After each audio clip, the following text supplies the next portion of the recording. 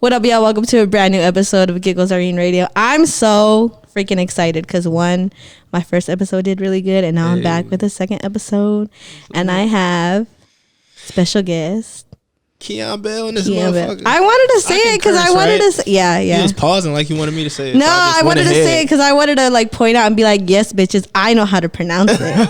Like, I just wanted to make that a point. My fault. You was taking too damn long. Oh, I'm sorry. I'm sorry. No, you good. Like, you know, and I just want to say, sorry, ladies. I told him to dress appropriately. He chose to wear a tee. I got on 2 shirts. I got on 2 shirts. Yeah, nah.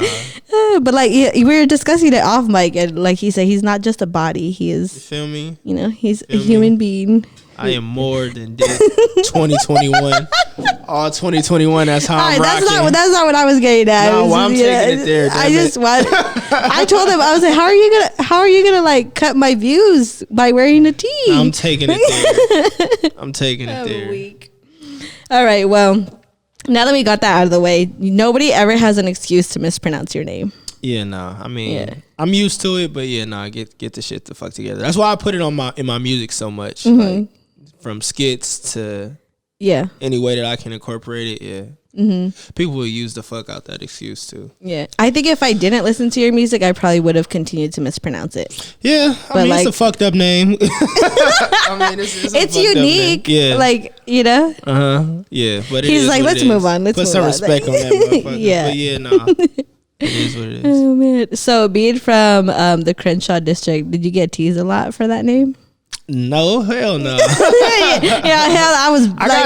got teased for like normal kid shit, but not my name. Okay. And I was kind of like, I was a bigger kid, so it wasn't like people were kind of intimidated by like my size and stature. I wasn't a bully or nothing. Yeah. All the time. Sometimes I was. Yeah. Just when you needed to defend yourself. Yeah. No. But nah. Hell no. I would get teased about normal like kid shit, like being black as hell and stuff like that. Oh my god. And my voice is crazy though, because like all the stuff I used to get teased about when I was growing up are kind of like pros like now. Yeah. So, like I got called black as hell, of course, and my voice, like people would always make fun of how like soft spoken I was. Okay. But now I use my voice to make some fucking money. And my chest, when I was like in 10th grade, like, I had fully developed chest. Like could make my could like make my chest like jump and shit at like 10. So people would call me like a grown ass man and all types of shit. Oh wow. But now and now you're taking their bitches. Right. Just putting that out there. Now he's taking your bitch. Niggas. Watch who you bully, but yeah. No, I never got teased for my name though. Oh, okay. Okay, well that's good. That's good to know. I was a fighter too, so I wasn't having it. I saw that tweet earlier. Somebody would set up fights for you. Yeah, my fucking cousin was just fucking crazy. So like me and all my cousins were all the same in age, and like all our names like rhyme and shit. So it's Keon, Dayton, Twayon, and it just fucking goes on. The list goes on. And we had a cousin that was like 2 years older than us, and whenever they trust her to babysit us for whatever reason, but whenever she babysat us, she would literally just pair us up against little kids on the block and make us fight. And she would like bet $5 on each fight. Never talk about Fight Club, right? She was eating. Like, she was eating, but we was getting our asses. That's crazy. Yeah. All right. Well, we're gonna get back to Twitter later, but I just wanted to bring that up before I forget. So I want to jump into your music because obviously, like, you're an artist, and I discovered you on Twitter because people kept retweeting your photos. Really? And I was like, who is this guy? Hey. Like, who is this guy? And then one day you replied to a viral tweet with your link, and I was like, oh. And he actually does music? I was like, he does music. He's good. Like, what the fuck? Because, usually people promote themselves, and I'm just like, it is trash. I was like, that's cute. Like, yeah. Yeah, no, surprisingly, like people talk a lot of shit about that, but that does a lot, like for me, especially like if you have a tweet that's jumping, throw your little business under there. That shit helps so much. Like I notice anytime like a tweet start popping and I just throw like a link under one of the popular tweets, the next day like my monthly listeners will like go up and all types of shit. Yeah. So I mean, I be clicking on the small business pages that be replying under and stuff. So like I click on the streaming links too. So anytime somebody does it, I'm going to at least check it out. It depends on like the quality of it, how long I stay, but I'm at least check it out. Yeah, for sure. Yeah. Well, I mean, it's gotten you here. I use any way that I can to promote like my stuff and my brand. So if a picture got somebody there, I don't care. If it's a funny tweet that got somebody there, I don't care. If it's some trolling that got you there, I don't care. Yeah, you got to use what the universe is giving you, right? So fuck it, yeah. So according to my research, let me know if I'm wrong. You've been doing music since like 2015, or that's when you started uploading? Sort of. No, I didn't even upload that. So my first official project dropped in 2017, like March of 2017. Oh, okay. The second one dropped in 2019. The third one will drop 2021 this year. The one that's online from 2015 that never came out. I've just been working with the same producer, engineer, manager for that long. So they just uploaded like a 2015 tape like last year or something like that. Just to upload it because we finished it, but it never came out. My first official project dropped 2017. Okay. And how did being an artist like come about to you? Like, were you around music at home? Did you have like parents that did music, or like how did that? Yeah, so I've always grown up around music. I have a cousin, but you know, with black people, it's we all call ourselves fucking cousin, but this is like an older cousin, so it's kind of like an uncle. I don't know. Okay, but you're like, we're related in some way. We're related in some way, but no, he used to rap back in the day, like early '90s. He was like with West Side Connection and all them. So like Mac 10, Dub C. He was real close with them, and he would do music, and I would always like be around, like just be like that little annoying ass kid, just trying to figure out what the fuck they was doing. But once my mom found out I did music, she put me straight in the church. So I started singing in the church first. And yeah, I did that for all the way up until like middle school. And I went to performing arts school in middle school. Yeah, so I've been, I guess, around music forever, for fucking ever. It's been shaping you. Yeah. So when did you start to take music seriously, that you were like, damn, like I'm good at this. I'm gonna pursue this. I started to take it serious when I was in college. I was playing basketball in college, and I had like a crazy injury. So for like a year, I had to redshirt and sit out. And so I couldn't play. So I was trying to figure out, I guess, what else I enjoyed doing. And I really dove into the music. I had a friend who was also playing basketball at a college nearby, and it's crazy, he had an injury too. And I seen him drop like a mixtape, and I was like, yo, like where you be recording? Like, and then he plugged me, and then I dropped my first mixtape when I was actually in college. So that's dope that he plugged you, because a lot of people will be like, I'm not gonna tell this fool, this is my thing, like, you know. Yeah, but that's the homie though. So I wouldn't expect him to be like that. But yeah, it is though. We're still tight to this day. But yeah, I never really even thought about it back then. Like he for sure could have like just shunned me off. Yeah, I mean, yeah, people do it all the time. So, but I'm glad that, you know. Yeah, but I started taking it serious then.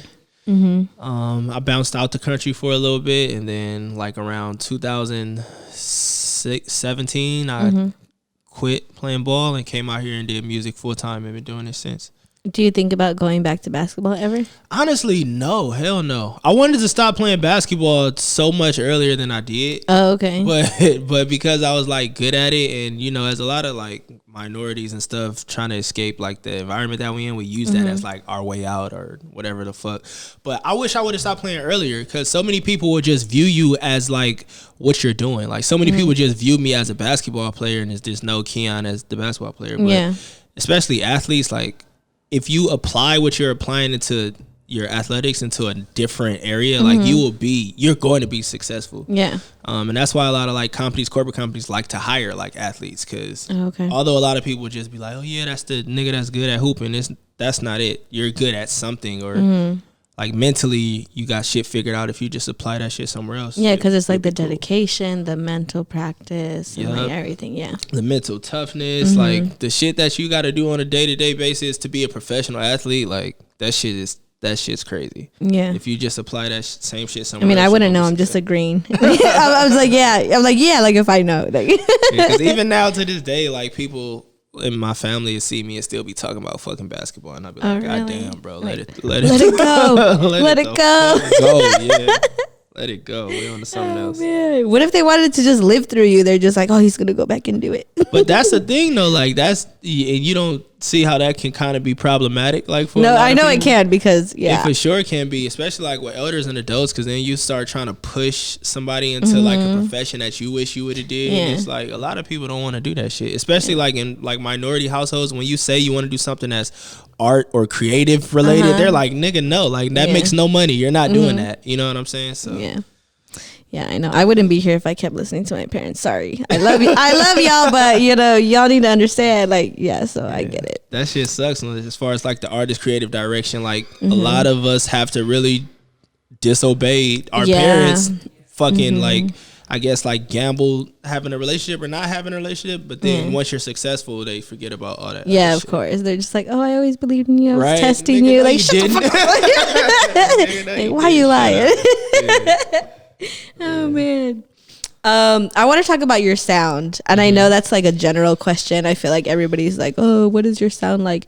But like, what if you were to describe your sound to somebody, what would you describe it as? Because it's like R&B, but you like sort of like rap too, and it's like a little bit of, it's like a perfect mixture of both. I would call it, I guess, eclectic, because I mean, one thing that I do pride myself on is you will never, I don't think I'm an artist to where you hear it's a new Xian Bell song and you'll know what that may sound like just by hearing that I have a new song. Like I'm kind of all over the place, like genre bending. Like whatever I feel like doing that day is what I'm going to do. Bring. But I would say eclectic because it's like a mix of high level rap and a mix of like high level R&B. Yeah. What sets the mood when you go in? Like, do you know, like, okay, I'm gonna rap today, or just. Is it just day to day? It's day to day. It varies, and it honestly depends on what I'm feeling like driving to the studio. I will say I do not like I typically don't like songs when I'm not singing at all.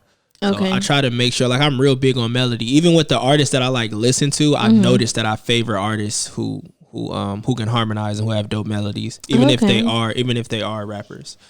But for the most part, it depends on what just happened to me the night before, what I'm feeling like on my way to the studio, if I want to go to the studio, if I don't, the lights in the studio and all that type of shit.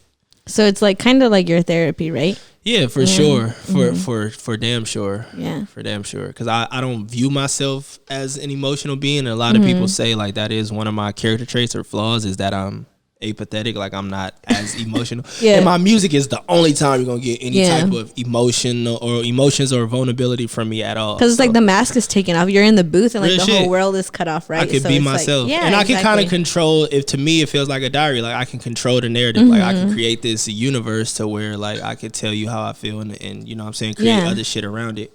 So if you want to know my real feelings, you gotta pay me for that shit. I'm not just about to be up you gotta engineer a session and shit. Yeah. I'm not just about to be spilling my heart out to you. Okay, so hold on.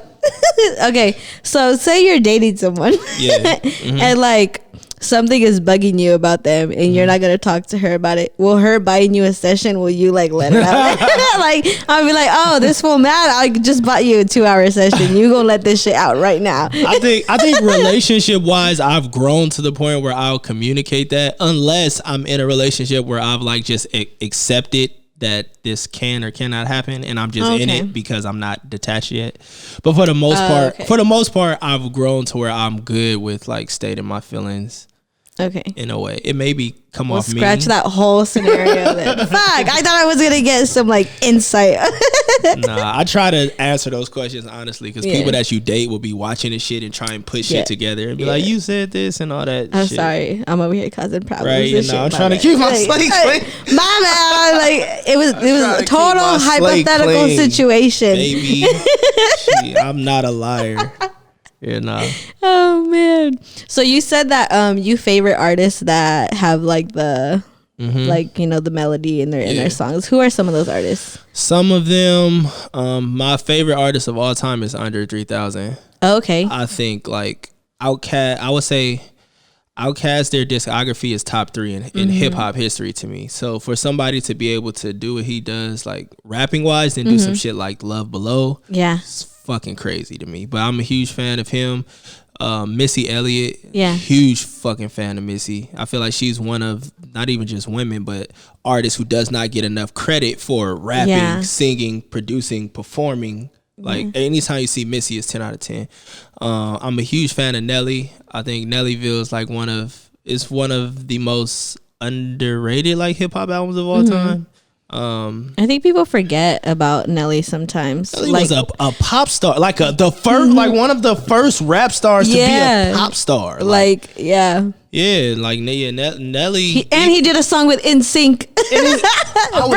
I was just singing that shit. I was just playing that shit in the car, and he was getting off too. Like, I got the Billy and Pink because my dough in sync. Like he was getting off. Nelly was so popping, he made niggas go buy Band-Aids and put them on their fucking face for no reason. And they didn't even know why the fuck he was wearing that shit. They just wanted to have that shit. But I'm saying, like, for somebody to do something like Country Grammar, Hiding Here, which are like iconic records, and then do something like so far left like Pimp Juice. Yeah. Like, you know what I'm saying? Like that shit. Like people like that, like Anderson .Paak, Bruno Mars, Ty Dolla $ign, of course. Like I love cerebral artists. One of my favorites, Childish Gambino too, Janelle Monáe. Yeah. Like people, you can put them in any environment around any group of people, and it's gonna be a banger. Yeah. So okay, I see that. Okay, especially in your music, because. Yeah, you never know, especially with me too. Like I may just feel like barring up. Yeah, because I may feel like singing to the bitches one day. Because if you were dead ass to put like your music on shuffle, like you're not gonna get like a solid. Every song would damn near sound like a different person. It'd be like, who's this? And who, you know what I'm saying? And that's one thing that we pride ourselves on. So we got like a lot of stuff in queue right now. My next video that I'm dropping on the 16th gonna be pure rap. Then the song after that is a pop record. So we all over the place. Okay, we got a Giggles Irene exclusive. It's a banger. He's gonna play it when the cameras are off. Yeah, for sure. I see the video already wrapped. I see the link and everything. Oh shit. Okay, I was just kidding, but okay. Okay. I'll take it. I'm excited about this next one. So yeah. So okay, so we got like your lyrics and stuff. I feel like you just said that your lyrics are like experiences, and so where does your beat selection come from? That's a good one. Honestly, that's all TG, the person that I work with for production and engineering, and he's been in the game for a minute, produced for so many people, from Kendrick to Ty to Glasses Malone. It's really all him. Like we have like a joke, like a running joke within our camp, because I damn near can't tell you anything from a BPM to like I can't count bars, like none of that. But when I describe to him how I want the damn beat to sound, like he'll get That's good that you have somebody in your camp that understands you, because that would be hella frustrating. It's like a translator. Like that's funny. Yeah, but the production is all him. So like we on the last project, You Were My Dream project, we were just making a bunch of songs, and then when we made 2 a.m., he was the one who was like, okay, this sounds like something. Like this is what this sounds like what the rest of the album should sound like. So he then curated the sound after that. For this album, the one that we're about to drop, we made a song called Over It, and he heard that and he was like, okay, this is the sound of the album. So production wise and choosing beats wise, luckily I work with somebody who's as talented as him, so he just handle all that shit. So you're just like, that's cool that you get to just forget about that one creative thing, and then you're able to concentrate and do like your thing. Yeah, it's weird because when I hear it, I know it. Yeah, but I can't, like, I'll be in the studio damn near sleep, like just chilling, like shit, like waiting for him to I'll just be just vibing whatever, and then when I hear it, I'll have a song in like 10 minutes. Wow. Okay. Yeah. I want to see that process, by the way, so I think that would be cool. Yeah, that would be dope. That'd be dope, because it is. We work hella fast. Like we'll have like a 4-hour session. It's like 4 songs done. That's dope. Like done, like start to finish done. So yeah. And he's not dropping them, just, you know. Oh, that's crazy. I'm just kidding. It's because I'm on Twitter all the time, so I see people on your head, and I just think it's they funny. Be on us. It's because y'all don't understand the process that goes into like having to like drop a song and like putting a project together. They don't, but they gonna tell. That's what they do. It's cute. It's funny. Yeah, I mean, at least you know that they're like engaged and they care enough to like. Shit. It's better than that. Than a nigga. Please don't release that shit. Please don't drop this shit. Oh man! Yeah, if you like, you got to do in-house production, then you got to meet up with everybody. Then it's COVID. Niggas will randomly be depressed. Like niggas will randomly like, I don't want to come out the house. Yeah, I feel you. But I mean, like, then you got to sing. You got to hit the notes. Mm-hmm. It's a lot that goes into it. Yeah. But when you making time to music, that's the shit you gotta. You gotta deal with it. Yeah. Okay, I want to talk about your we're gonna go back to your social media presence. Let's fucking get it. Oh my god! So, does it affect your creative process in a negative or positive way at all? That's a good question. In what way would you mean though? Like having the fans, like when fans are asking you for your music, does that put pressure on you, or are you just not worried about it because you know you're always gonna bring something good to the table? Yeah. Nah, I'm not necessarily worried about it because I do believe in the product and what we have. It's because I've heard the songs. Yeah, you're like, I'm making them. Like, the fuck? I know what it sounds like, but I'm not going to sit up here and act like in between albums. I feel like every artist goes through that where it's a point where it's like, fuck, what am I doing? Like, damn, am I taking too long? I feel like there's going to be moments and days for sure when we all feel like that. We all hit that bump in the road. But I'm a very like optimistic person. Like, I don't allow like negative shit to even like seep into my brain. Like, that's good. Even if it gets me down like momentarily, I'll immediately move from that. But I always engage like with my followers, my supporters. They're damn near like really like friends and family. Like there's this one supporter I have, her name's Amanda, and that's how my last project, the Free Till Midnight project, came about, because she just randomly tweeted me one day and was just like, we need more content. And I was like, oh well, I guess it's about time. It's been a minute. Shout out Amanda, because that's one of my favorite projects from you. Then I went to the studio and I was going to just make like content songs, just like post like on Instagram and Twitter. It wasn't even gonna be full songs, but the songs came out good, so we just put them together in the EP, and that's how that that's how that came about. That's dope. Yeah, so that was really off just one of like our supporters just saying we need more content. I was like, okay. Like, I guess. You're like, all right, fine. Yeah.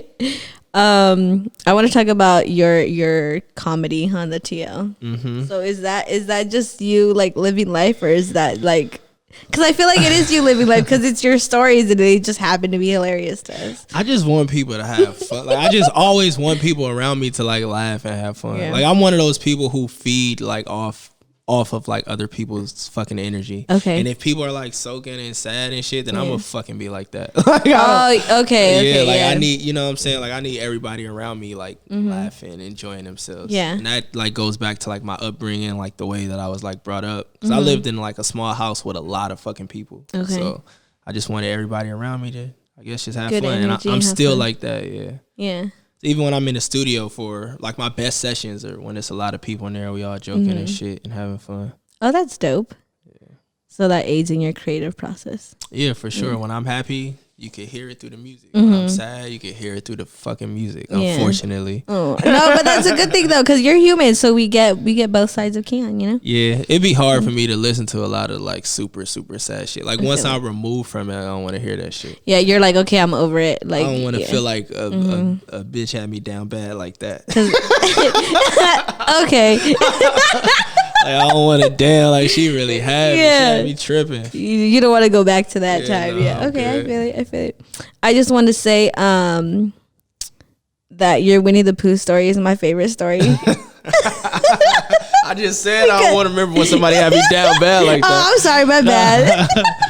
Nah, yeah, now I can laugh at you guys, because I'll post the tweet like right here next to me. Me and her used to have some battles. Like, it's like 3 random stories I put on the timeline from me and her having battles, and then Twitter ate them up. Yeah. Yeah. It's funny because I see them on the Explorer page. Like, people screenshot them and post them and like laugh, and I'm just like, bro. Battles. Yeah. I remember one time we was arguing after dinner or some shit, and I like slammed the plate, and she was like, "Be careful, nigga. You barely got enough forks to feed yourself." Oh my god! I was like, damn, women know where to hit you. Yeah. They know where to stab you. Oh my god, I'm thinking about a personal story. I just think it's funny. Oh my god, fucking Xian. Okay. I want to talk about Free Till Midnight. Let's get it. So your lyrics and your song titles, where did all that come from? Like, because I think it's funny how everybody was making like, because I had seen a TikTok, right? Yeah. Of the chains in the girl's face. Yeah. And I was just like, bruh. I was like, I know she listened to Keon's music. Yeah, probably. I probably done inspired a TikToker too.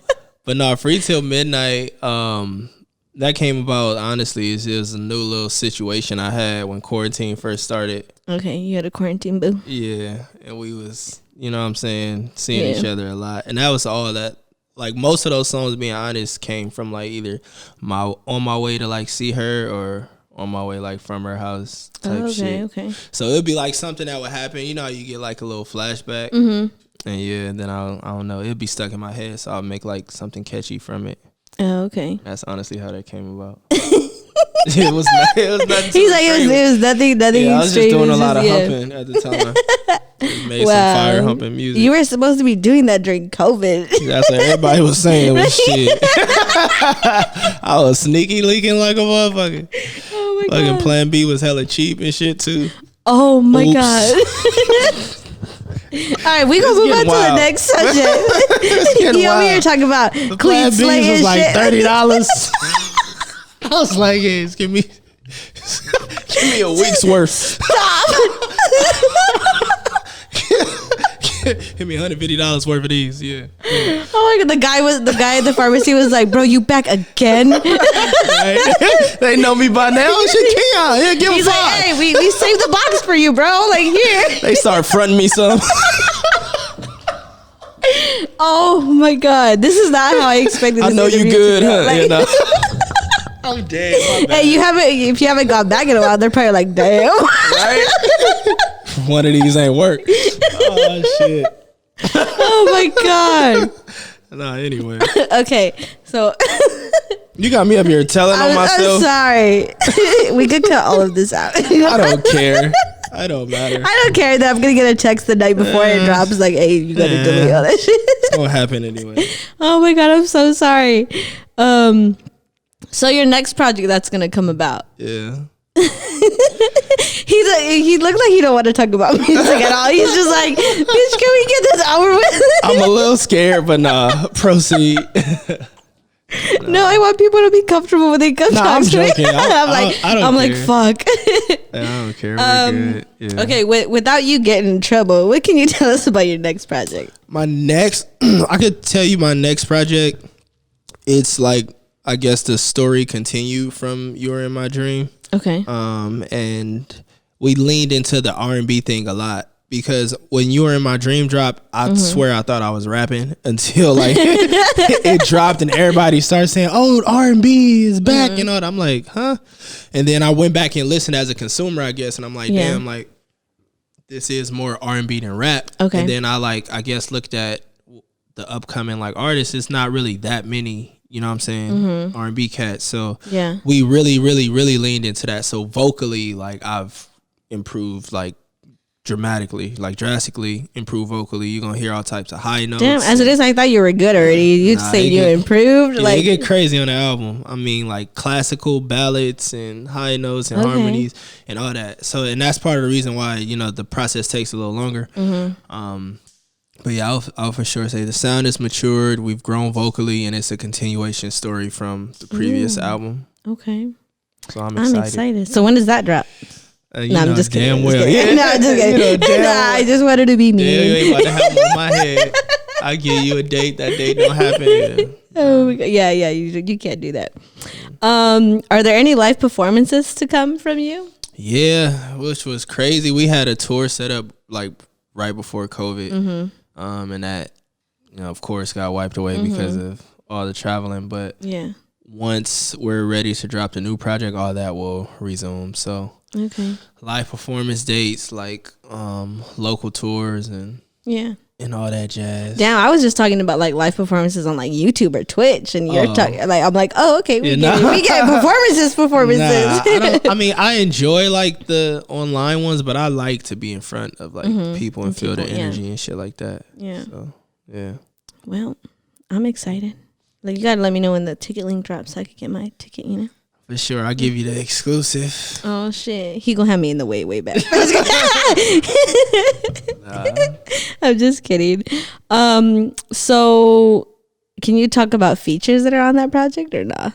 I can, but I'm not. Okay. Damn. I like the honesty. No, like, I'm not gonna get in trouble for doing it, but I just feel like it's gonna be best like once you hear the album. You know what I'm saying?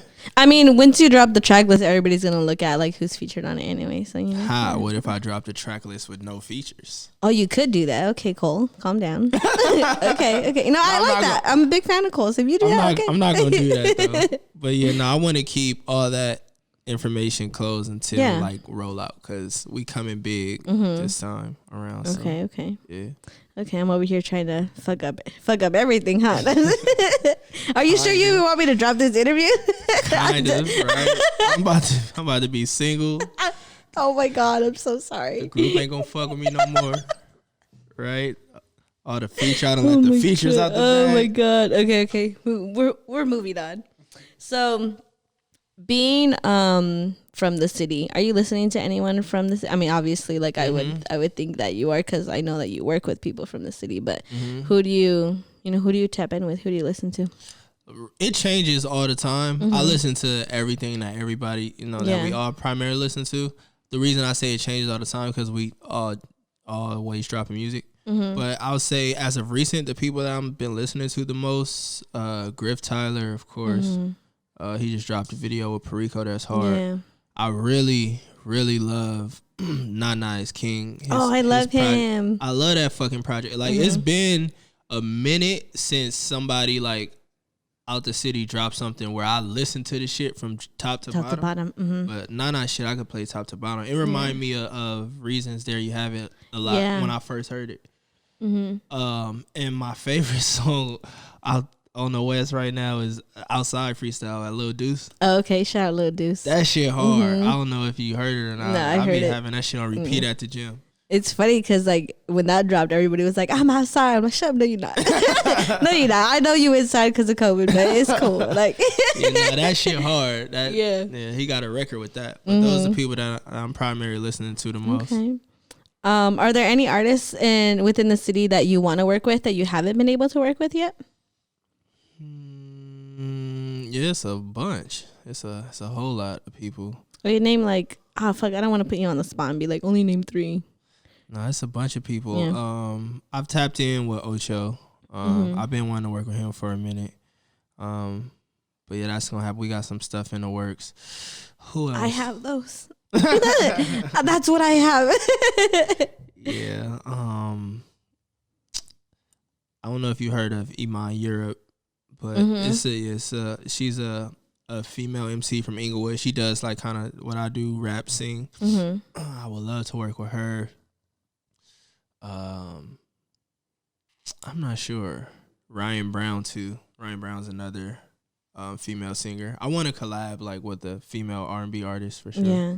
So, but how would that sound? Would that be like? I would imagine it would be like kind of how Blue Bucks raps, like kind of y'all like arguing back and forth, but like singing shit. You know, I feel like that would be dope. I want my A&R credit for that. Yeah, for real.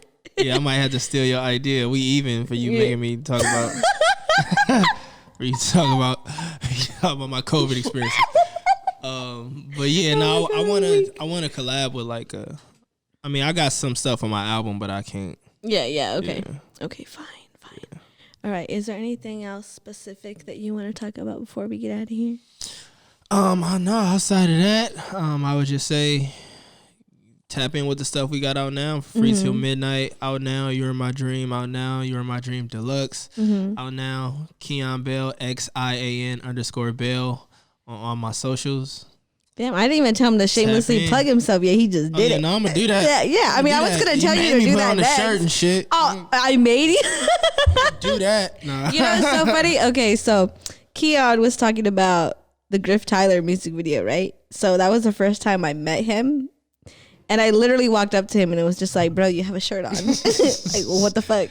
Yeah. And he was like, oh, man. And then everybody was just like, where's the oil? And like 10 people joined in on her bullying. So. Oh, my God. But I got a lot of love for you. It was like comfort bullied. Like, that doesn't make any sense, but you know, like it was tough love. Either way, no, I appreciate it, and I appreciate you having me today. Yeah, of course. Like, it's funny because like when I had first interacted with you on Twitter and I had told you that your project was dope, you're like, that means a lot coming from me. And I was like, Xian knows who I am. I was like, I was shook. Like, on God, I probably had the screenshot on my computer. I was just like, Xian Bell knows who I am. That's so cool. You got influence. Your opinion matters. People know when people have a good taste and ear for music. Yeah.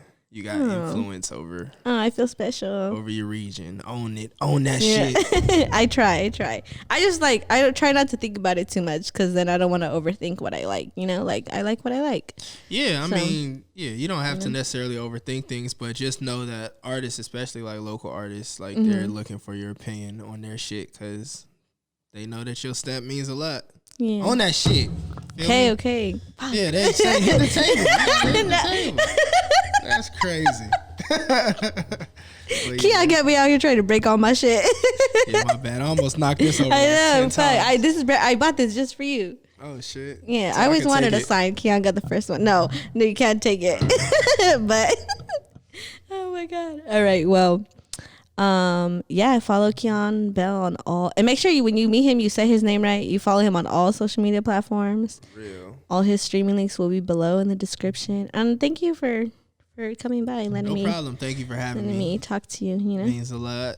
Thank you. I appreciate it. And we out.